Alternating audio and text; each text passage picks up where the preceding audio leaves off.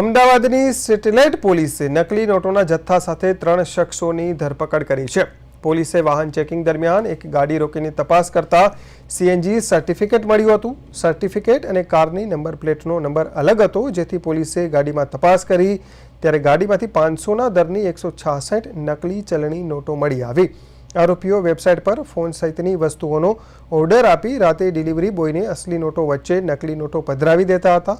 Satellite police વાહન checking કરી રહી હતી ત્યારે એક ગાડીને રોકીને તપાસ કરવામાં આવી હતી, જે દરમિયાન નંબર પ્લેટ નકલી હતી।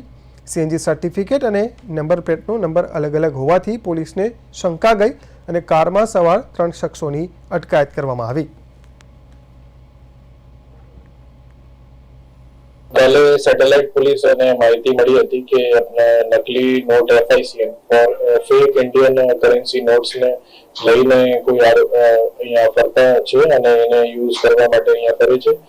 એ તરત જ સેટેલાઇટ પોલીસ ટેકનિકલ અને હ્યુમન ઇન્ટેલિજન્સ લઈને વોચ ગોઠવ્યા હતા અને એ રીતે એને 3 આરોપીની ધરપકડ કરી છે અને એમાં એક દેવાંશ પટેલ છે અને બીજા વૈભવ મહેન્દ્રભાઈ પટેલ છે અને ત્રીજો સચિન કુમાર સિંહ છે।